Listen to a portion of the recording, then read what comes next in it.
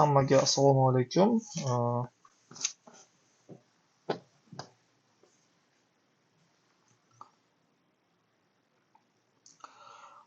Hammaga assalomu alaykum. Sizlarni ko'rib turganimdan va yana sizlarga ko'rinib turganimdan xursandman.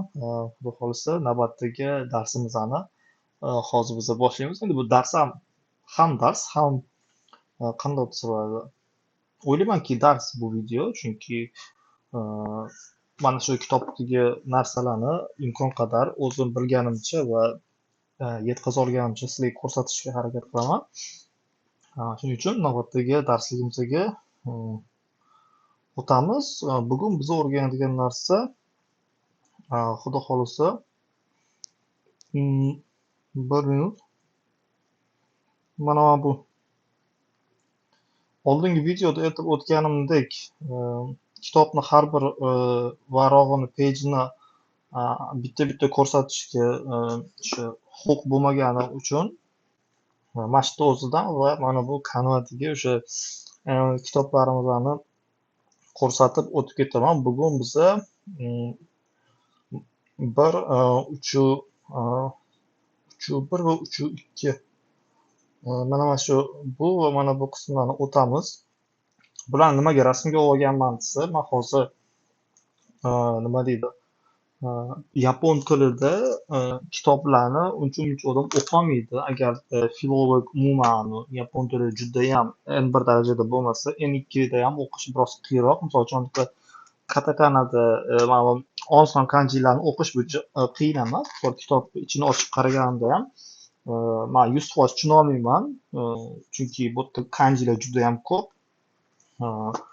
Ya'ni meni yapon tilidagi darajam N3 deb bilaman o'zim. Men ancha vaqtdan beri Yaponiyada yashayotgan bo'lsam ham, lekin 3 yil, уже 4-yil ketyapti. Men yapon tilida bemalol suhbatlasha olaman odamlar bilan. Institutga olmasada agar yapon tilida gaplasha olmasam, nima demoqchimanki, bu kitobni men o'zim bitta ochib o'qish emas, uni rasmga olib, uni har bitta mana shunisini men bu перевод qilib, bu yoqqa kanvaga tashlab, mana shuni qilib o'qiyman. Ya'ni juda ham qiyin mavzularni, lekin misol uchun yapon tilida qanaqadir более osonroq mavzular bo'lsa, uni o'qiy olaman, lekin o'zi bu AI dasturlash, bu o'zi itakja unaqa oson bo'lmagan narsa bo'lgani uchun сразу прямой to'g'ridan-to'g'ri yapon tilidan olish baribir nisbatan qiyin hisoblanadi. Тем более agar menga o'xshab koridorda bitirgan bo'lsa odam, maktabda yaxshi o'qimagan bo'lsa. Xullas, bugungi mavzuyimiz avtonomlik va agentning xususiyatlari haqida bo'ladi. Xuddi eski zamondagi darsda o'tiladi-yu. Bugungi leksiyamiz shunaqa boshlanadi. Ya'ni bugungi tarjimamiz mana shundan ketadi.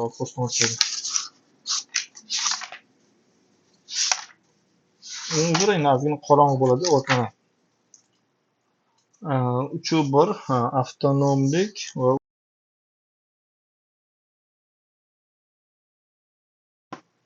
buni tarjimasi mana shu kitobda o'qiganman. Mana ko'rasizlar ekan, bitta ko'rsata olmasligimni aytdim. Xullas, bu nima? Avtonomlik va agentning xususiyatlari haqida birinchisiga mana buni yaqinlashtirib ko'rsatishga harakat qilaman. Bugun biz qilib ko'rsatadigan narsamiz, mana sizlarga buni o'sha yasab ham qo'yganman bu yerda. Qanaqa nima narsa o'zi biz qilamiz, mana shularni yasab qo'yganman. VS Code'da keyinchalik videoni tagiga qo'yib qo'yaman. GitHub'dagi profilimni mabodo kimgadir mana shu kod agar qiziq bo'lsa, faylni ko'chirib olib ko'rishi mumkin. Birinchi biz har doimgidek tarjimani o'qib chiqamiz. Qisqagina, kichkinagina. Avtonomlik, agent avtonom bo'lish kutiladi. Siz agentga just in time buyurtma berish maqsadingizni berasiz. Ammo unga zaxirani qanaqa boshqarishni kerakligini alohida aytib o'tirmaysiz. Ya'ni u o'zi ma'lum bir darajada mustaqil bo'ladi. Lekin mana shu mustaqilligini ham siz o'zingiz belgilab berasiz darajasini. Endi bu kitobda yozilgan, o'sha misol keltirilganki, mana shu qismida misol uchun mahsulotlar omborini, mahsulotlarni sotuvini boshqarish haqidagi mana bu yerda ko'rsatilgan qismida ko'rsatilganki, misol uchun sotuvlar miqdoriga qarab sotuvlar soni va omborda qolgan mahsulotlar sonini o'zi muntazam kuzatib boradi va agar buyurtma qilish kerak bo'lsa, keyin uni IP orqali boshqa joydan shu buyurtmaga IPni chaqiradi. Mana shu narsa. Misolini hali ko'rib chiqamiz. Zvachka что-то menga xalaqit qo'yibdi, uzr. Ko'rib oling, o'zi yaxshi ketyapti hammasi. Bo'ldi. Ikkinchisi bu agentning xususiyatlari. Avtonomlikdan tashqari agentga quyidagi xususiyatlar bo'lishi kutiladi. Maqsadga yo'naltirilganlik, ya'ni maqsadga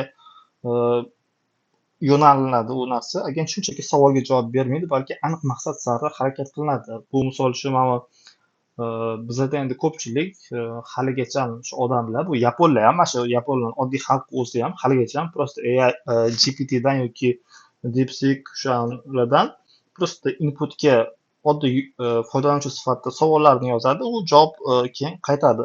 Lekin aslida bu o'zingizni alohida maqsadga yo'naltirilgan holatda ishlatasiz va shundan hozir agentlar juda mashhur bo'lib ketgan shuni hisobiga.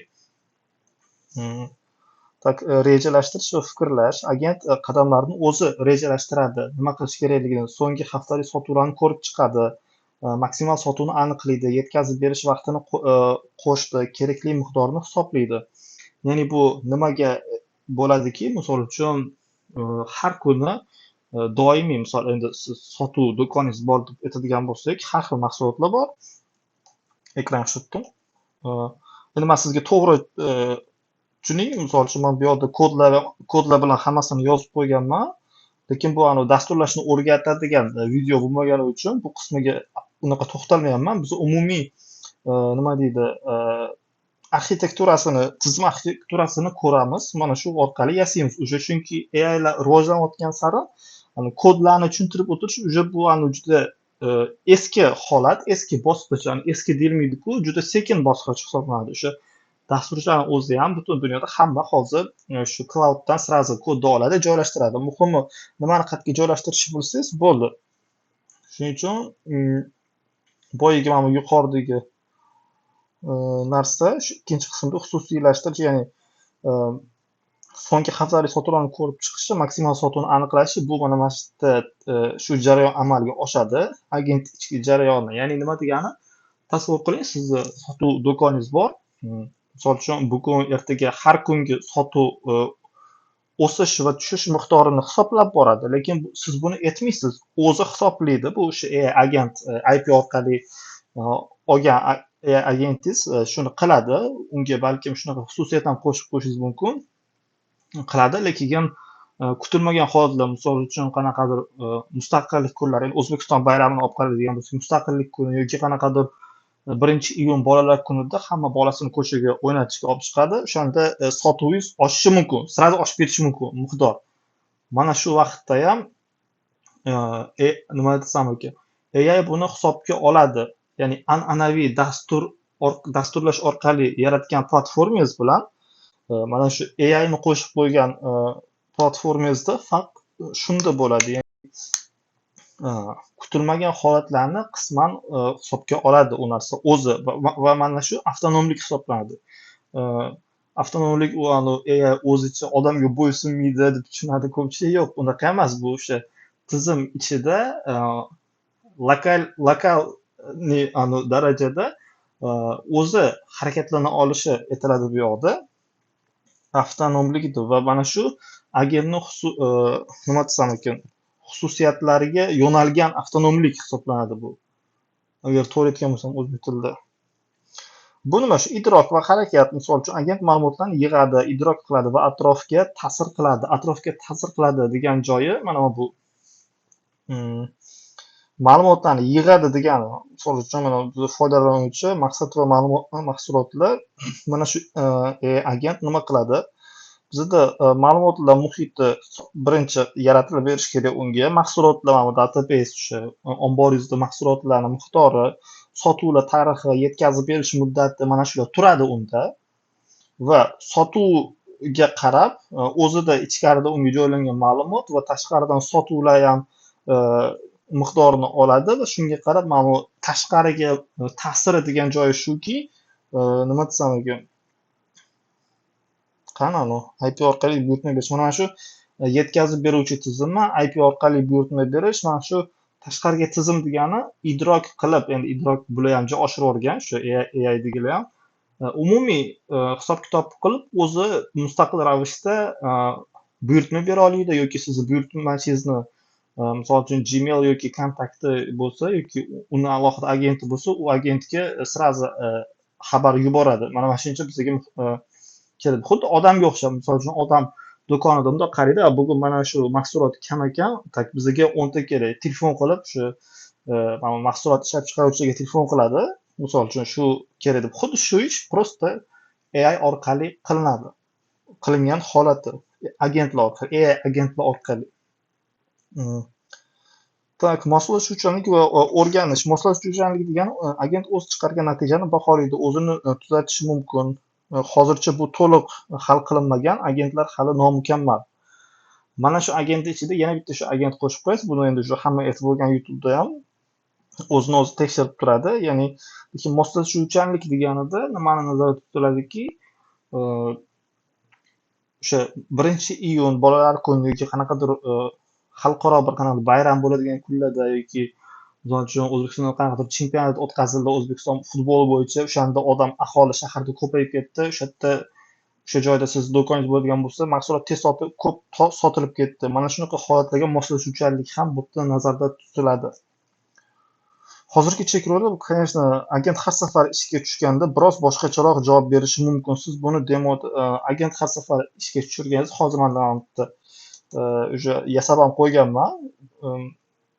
Avtonom AI agent, mana shuni yasab qo'yganman. Har safar bu yoqda natija chiqadi. Agent avtonom qarori deganda ishga tushirishda natija rezultat chiqqanda sizlarga ko'rsataman uni. Har safar bir xil javob bermaydi. Bu любой Grokda ham, DeepSeekda ham, GPT hammasida haligacha bo'lib kelayotgan problema. Buni hali endi ularni o'zi shu katta olimlarni tepadan uni hali hal qilishmagani uchun, albatta bizni IP orqali chaqirayotgan o'sha AI agentimizda ham bu muammo kuzatilinadi haligacha.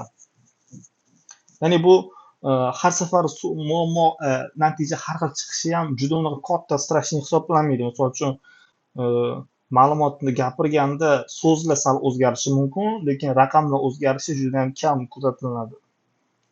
Xullas, bugungi mavzuyimizni ochib oldik. Xo'sh, bizga nima kerak? Uzr. Buni ham hozir videoni pauza qilib o'qib olasizlar. Mana sal yaqinlashtiraman bu yoqdan.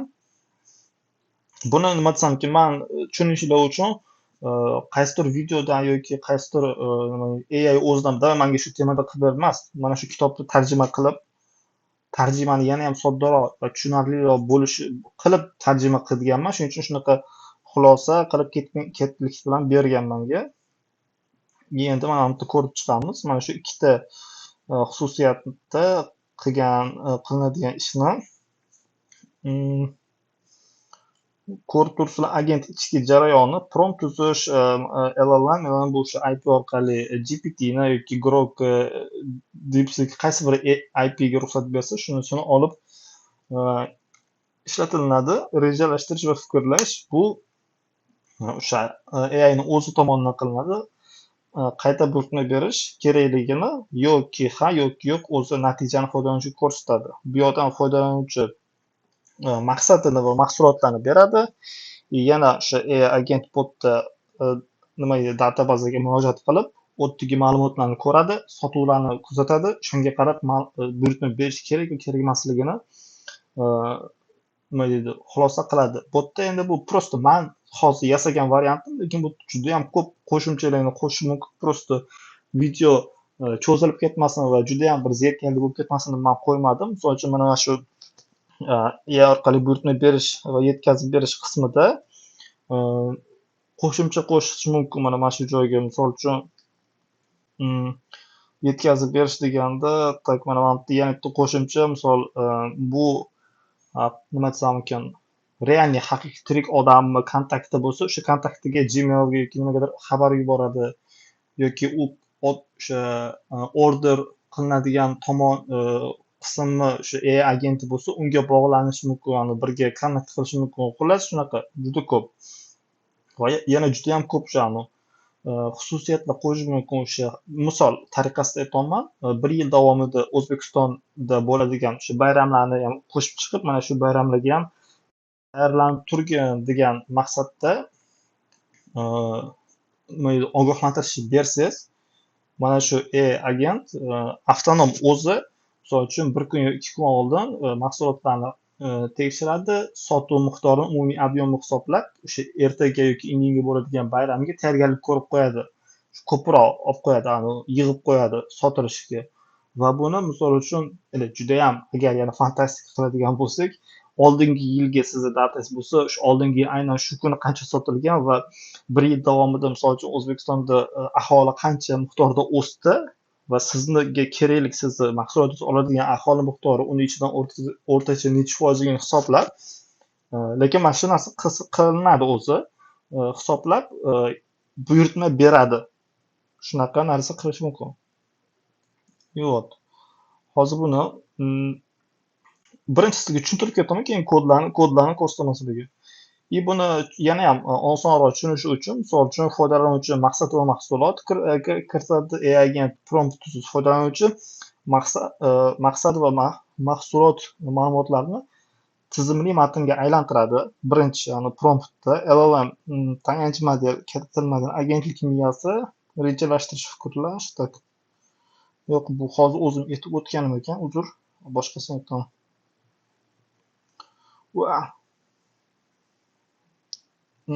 Bizga bu kerak emas, hozir mana shu kerak, mana shu qismi. Shu yerda men endi hozir prosta nimaga og'zaki shunchaki aytib o'tib ketaman. Misol aksariyat o'zi AI haqida videolarda ko'ramiz. Cloudni misol uchun Cloud sizni o'rningizga bir yoki Cloud 5 minutda veb-sayt yasash, shunaqa videolar chiqadi. O'shani ko'rib уже dasturchilar bo'ldi tugirganda deb ko'plar xulosa qilyapti. Atak unaqa emas. Hozir tushuntiraman, ya'ni prosta ish yengillashadi xolos. Xullas, mana bu yerda ranglarga bo'lib chiqqanman. Misol yashil rang, sariq, ko'k rang, mana shu boyagi arxitektura. Ya'ni ochiq yashil foydalanuvchi, bu kim boshqaradi?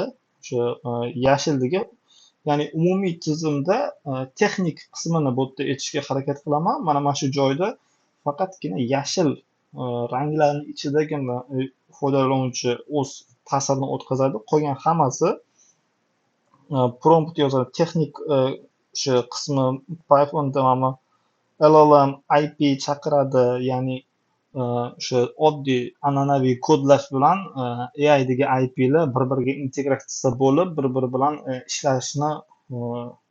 ishlash jarayoni mana shular aslida. IP buyurtma yetkazib beruvchi, natijani ko'rsatish, mana shular. Ya'ni bu yerda o'zi bu men boydan beri gapirayotgan narsam qanaqa yasaladi o'zi, shuni texnik qismi bu yoqda. LLM plus JSON agent chiqargan qarorni JSONga oladi yoki JSONga solib, shunaqa qilib atrobotka qiladi ma'lumotni. Bu yerda ham mana yana bitta o'sha xantal rang, sariq rang ma'lumotlar ombori, sotuv muddatlarini ham texnik kod orqali Python yoki boshqa dasturlash orqali JavaScript farqi yo'q, o'shalarda yasab olasiz o'zingizga. Mana shu narsani endi hozir sizga ko'rsataman. Texnik qismini ko'rsataman. Okey, bizda avtonom agenti bor. Hozir menda ishlab turibdi o'zi. Nimani o'zi biz o'zgartiramiz?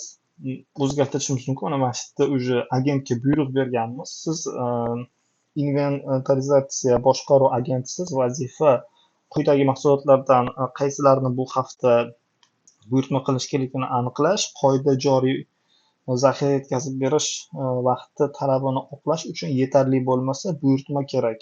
Hisoblash usuli o'zingiz belgilang. Masalan, maksimal sotuv yetkazib yetkazish haftalari xavfsizlik zaxirasi. Mana shularni bu yerda shu mustaqil o'zing ishla qisman degan narsa aytilyapti. Siz faqatgina shu qismini mana shu agentga buyruq berish qismini o'zgartirib qo'ysangiz, qolgan mana bu jarayonlar, mana bu ko'k, sariq, mana shu jarayonlar avtomatik o'zi o'zgarib ketadi. Bu an'anaviy dasturlash orqali yaratilsa, siz har bitta emas, shu kerakli logikani o'zgartirasiz, formulani o'zgartirib chiqasiz, kodlarni misol uchun funksiyalar qo'shasiz yo funksiyalarni o'zgartirasiz. Bu o'sha necha yildan beri o'zi ishlab kelgan narsa. Hali ham shunaqa ishlashadi, endi katta loyihalarda. Lekin sekin mana shunaqa AI bilan integratsiya qilish boshlangan. Qanday aytsam ekan? Buni AI agentni oddiy dasturlash bilan farqi, AI agentda o'zgarishlar o'sha mana bu OpenAIni IP'si orqali biz olamizku, mana shu IP'ni o'zi o'zgartirishni qiladi. U misol uchun siz faqat buyruqni o'zgartirasiz, tamom. И вот.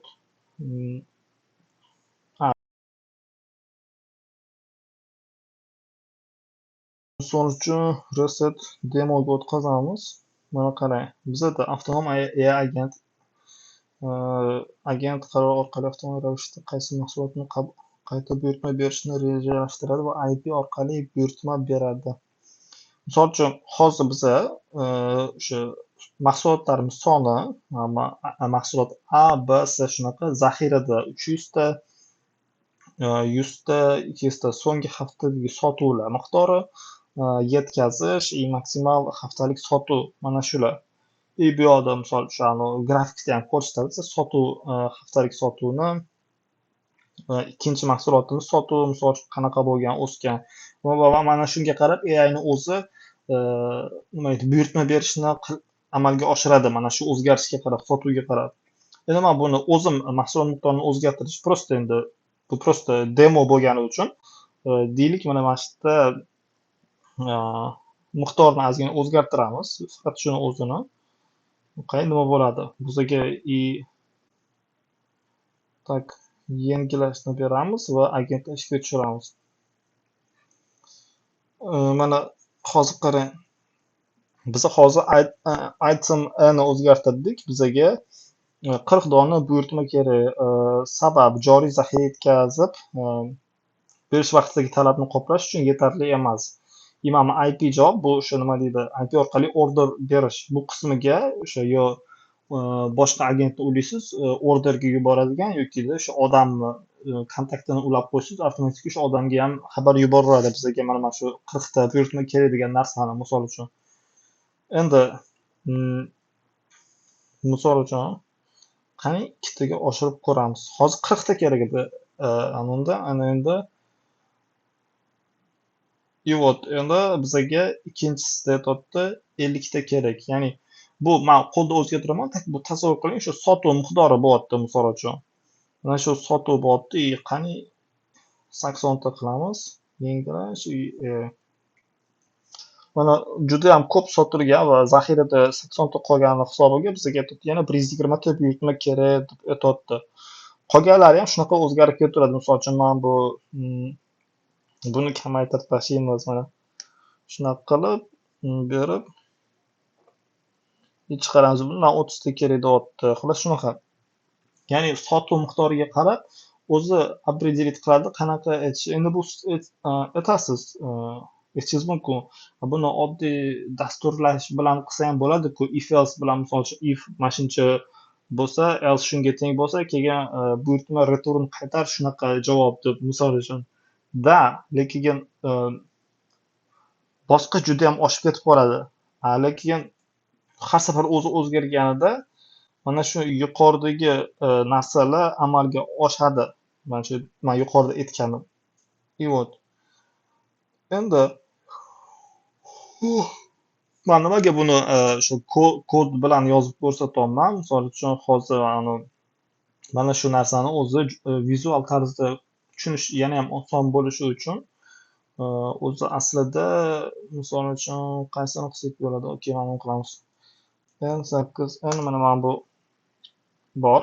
Buni ko'pchilik biladi уже. Misol mana bunaqa har xil softlar bor. AI agent misol platformada AI agent bo'ladi. Mana bu yerda databazani, o'sha narsalarni, xotiralarni memory shunaqani ulaysiz, kalendar ulaysiz va u birga ishlaydi.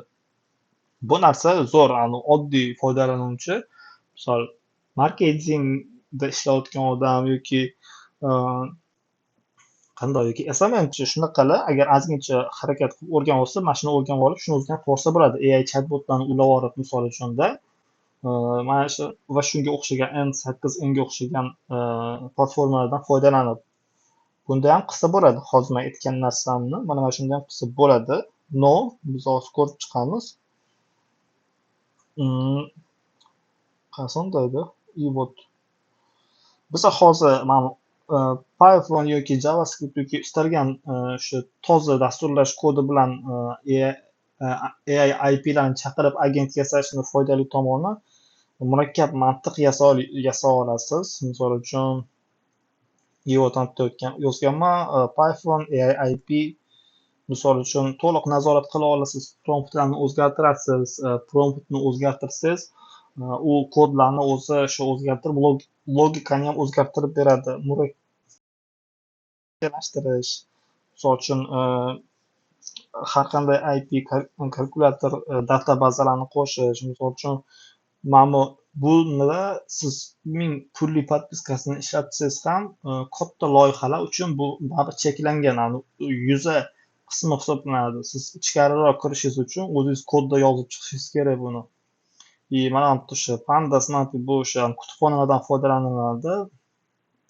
Unit test, production monitoring mana shular ketadi. Bu nimasi minusi boya aytgan dasturlash bilimi talab qilinadi, vaqt yozish, test qilish, debug ko'proq, lekin ham murakkab mantiqni juda ham yaxshi qilasiz. Bu katta misol uchun qanaqadir zavod, sex shunaqa narsalarga bu qilinadi. Bu o'zi sekin-sekin mana shu narsa anchadan beri boshlangan qilinib kelyapti. mana bu boyagi N8 no code larda qilinsa, misol test prototip yasaysiz, 1 soat ichida yasab tashlaysiz. 400 ta integratsiya bor. Google Sheet har xil 400 dan ortiq instrument toollarni integratsiya qilish mumkin. Vizual ish oqimi, murakkab rejalashtirish, boyagi o'sha databazalar, non-determinizm cheklangan maxsus Python kutubxonasi yo'q. Versiyalash va test qilish yo'q. Bu oddiy vazifalarga. Bu misol uchun qanaqadir o'zi ishlatdimi, tak zapis ketyaptimi? Вот. Bu misol qanaqadir tak salonlarga, qanaqadir sartaroshxona, o'sha kichkina xizmat ko'rsatadigan joylar uchun mana bu ideal. Mana shunga o'xshagan narsalar ideal. AI chatbot yozib ulab qo'yasiz. AI chatbotga AI IPni ulab olib,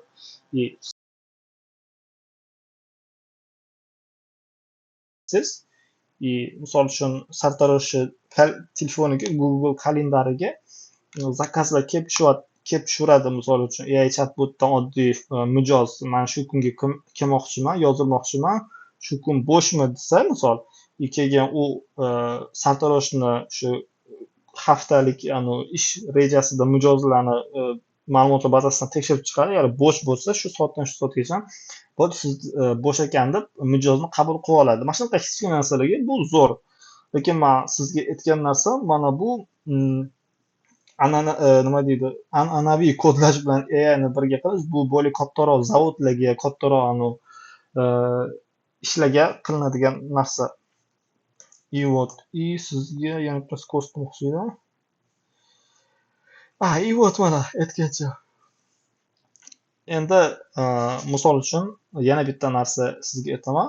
An'anaviy dasturlash bilan avtonom AI agent farqi nimada?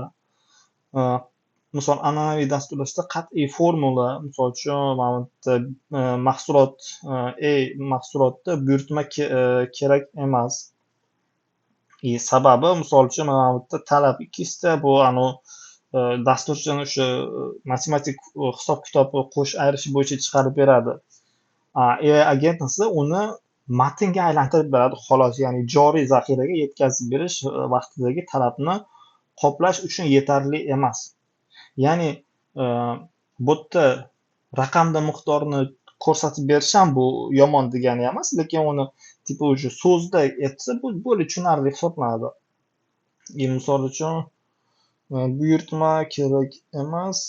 Sababi bu yerda mana bu yerda qarang, an'anaviy dasturlashda misol uchun funksiya yozib chiqish kerak. Max sell teng, max item sales, weekly o'shalarga hammasi daily, weekly hammasi qo'shilib umumiy return qaytaradi. Bu dasturchi yozib chiqadi qo'lda. Bu yoqda agent ranqigangizda hech qanday formula berilmagan. Agent prompt ichida o'zi hisoblash usulini aniqlaydi. Ya'ni mana shu jarayon bu OpenAI IP'si orqali yoki любой AI IP'si orqali chaqiramiz-ku biz. Mana shu IP'ni o'zi bajaradi mana shu narsani. Ya'ni muhim farqlar an'anaviy dastur siz formulani misol uchun max sale ko'paytirilgan lead weeks plus max sales misol qo'lda yozasiz. Agar qoida o'zgarmoqchi bo'lsa, kodni o'zgartirishingiz kerak. Ya'ni mana bu qismda qaniydi?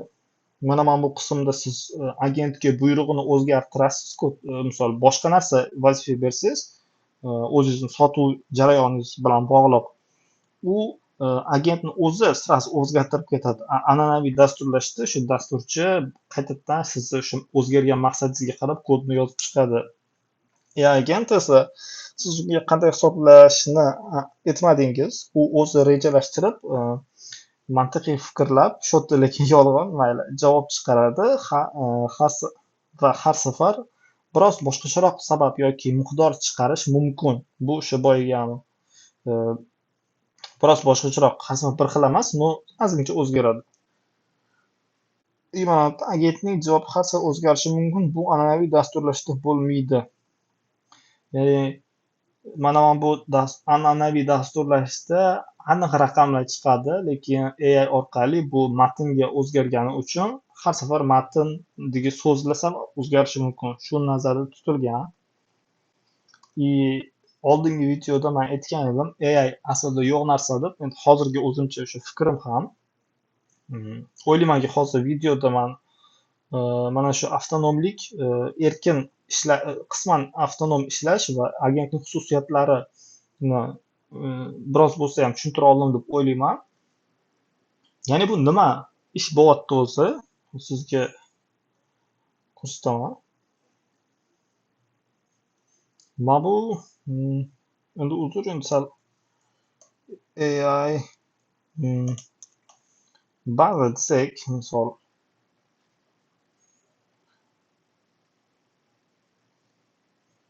AI yo'qligini hosiliga shu turda men aytib beraman. Qanday qilsa bo'ladi?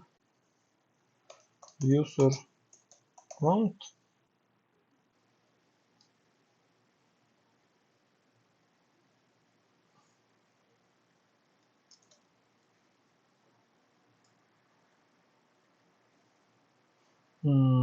misol web app boyagi platforma bo'lsa, qanday tushuntirsam bo'ladi? User misol uchun prompt yozadi web app ichiga. Tak, ko'rinyapti-ku. Sal vaqt ketadi-ku, lekin o'z fikrimni tushuntirishga harakat qilaman.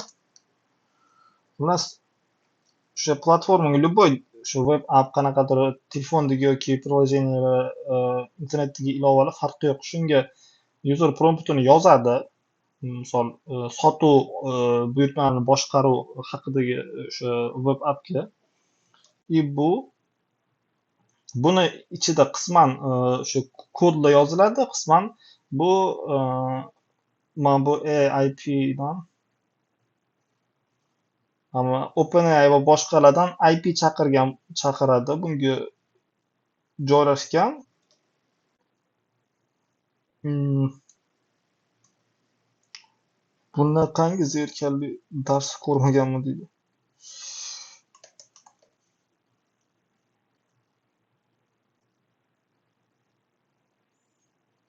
Bizlarcha buni bundoq qilishimiz kerak. Sizga yanayam tushunarli bo'lishi uchun.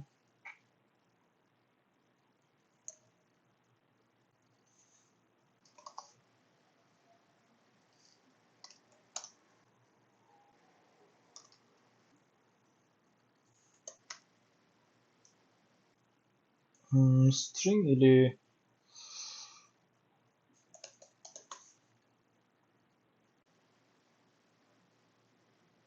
ya'ni qanaqa jarayon bo'ladi AI agentlar oddiy kod integratsiyasida user prompt yozadi.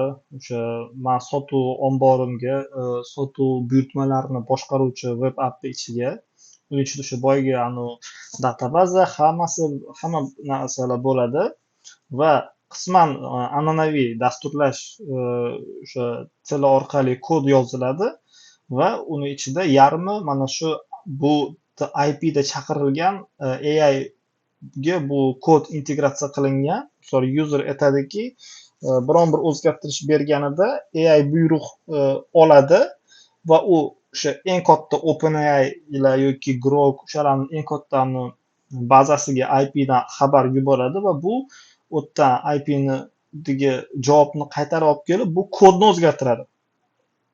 Ya'ni mana shu kodni sizni aytgan promptingizga qarab, uni logikasini mana bu AI bazada mana shuni OpenAI deb yozib qo'ying. Mana shu yerda sizni nima deydi so'zingizni kodga o'girib, logikasini IPda qaytarib sizni web appingiz ichiga yuboradi va bu kodni o'zgartiradi. Misol uchun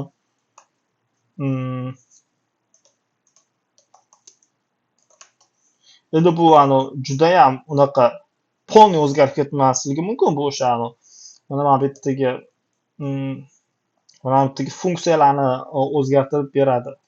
Shuning uchun men haligacha aytaman, bu yo'q narsa, prosta mana bu yerda judayam OpenAI ichida katta ma'lumotlar ombori, juda katta neyronli har xil sohalarda. Shuning uchun hozir shunaqa narsaki, nima deydi, uni maxsuslashtirish, nima deydi o'zbek tilida, xususiylashtirish, ma'lum bir yo'nalishga yo'naltirib uni ishlatish hozir shu haqida butun dunyoda gap ketyapti. Ya'ni OpenAI ichida millionlab kutubxonalar, kategoriyalar, baza ma'lumot, o'sha tajriba qilingan biron bir keysni o'sha nima deydi ma'lumotlar turadi. Dasturchilar, qolgan odamlar o'zini web appini ichiga shuni integratsiya qilib olib shunaqa aylanaveradi, shu ishlanaveradi. Mana shu narsa butun boshi shu jarayonda mana shu narsa o'zi keltiriladi, qilinadi. Bugungi mavzuyimiz avtonomlik va agentlik xususiyatlari haqida edi. Xudo xohlasa keyingi mavzularda tez kunda chiqadi. Biron bir narsani sizlarga ko'rsatib bera oldim degan umiddaman, xudo xohlasa. Xullas shunaqa mana bu yerda IP chaqiriladi. Mana bu yerda o'sha model versiyasi, mana shu qism sizlarga aytgan mana shu qism, mana bu mana AI buyruq sol bu yerda oddiy dasturlashdagi kodlar ham joylashgan. Sizga aytaman.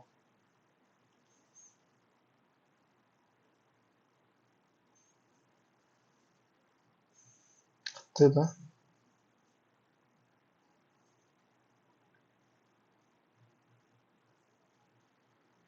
И вот mana shu funksiyalar, mana shularni dasturchi yozib chiqadi o'zi. Endi o'zi kodda yozmaydi. Men hozir o'zim kodda yozganim yo'q. Prosta clouddan sразу mana shularni olib o'zingizga joylashtirib chiqasiz. Lekin nimani qayerga joylashtirishingizni ham bilishingiz kerak. Bu demo o'shani bazalar mana bular shularni qo'yib chiqasiz. Ya'ni e, nima bo'lganda ham AIlar o'shani sizni fundament bu AI emas, fundament bu sizni an'anaviy dasturingiz, AI uni ustida просто nima desam ekan, hozir aytaman sizga. Misol uchun kiyim, endi uzr, ya'ni zerkal bo'lib cho'zilib ketadi. Garderob tasavvur qilamiz. Misol qanaqadir operada shu garderob qismi bor. Shu odamlar keladi, kiyimini iladi, unda bitta ishchi bo'ladi, garderobdagi ishchi uni oladi, shu kerakli joylarga, veshelkalarga joylab chiqadi-da. Mana shu jarayon. Dastur deb hisoblaydigan bo'lsak, dastur bo'lsa, hozir ko'plar aytyaptiki, AI hozir misol uchun garderobni bunaqa tumbuchkasi bo'ladi, o'sha odam oladigan, ishchi qabul qilib oladigan, veshelkalar bo'ladi, javonlar bo'ladida, o'sha ko'pchilik tasavvurida AI mana shu javon, veshelka, misol tumbuchkani o'rnini bosadi, egallaydi deyapti. Yo'q, bu o'rnini egallamaydi. AI faqat o'sha jarayondagi mijozdan kiyimni olib, qayerga joylashtirib beradi, qayerdan oladi, shu qismini qilib beradi.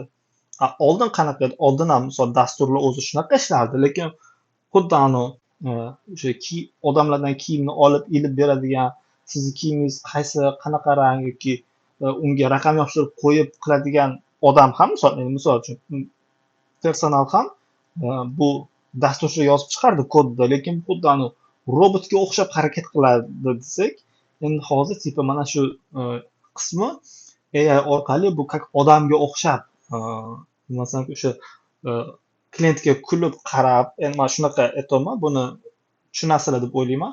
Uni olib, bundoq qo'yib, mana shu как odamga o'xshab harakatlanishini ta'minlab beradi, xolos. Xullas shunaqa. Hammaga rahmat e'tiborli uchun. Xudo xolisa keyingi videolarda yana darsimizni davom etamiz. Hali oldinda uzoq yo'l bor. Men hozir prosta endi video sal qiziqroq bo'lib tursin deb, endi bu bilmayman qiziq bo'ldimi yo'qmi. Shunaqa kichkina misollar bilan ko'rsataman. Hali oldinda juda uzoq yo'l va uzoq zerikarli va qiyin narsalar turibdi. Ularni ham xudo xolisa birga bajaramiz. Hammaga rahmat.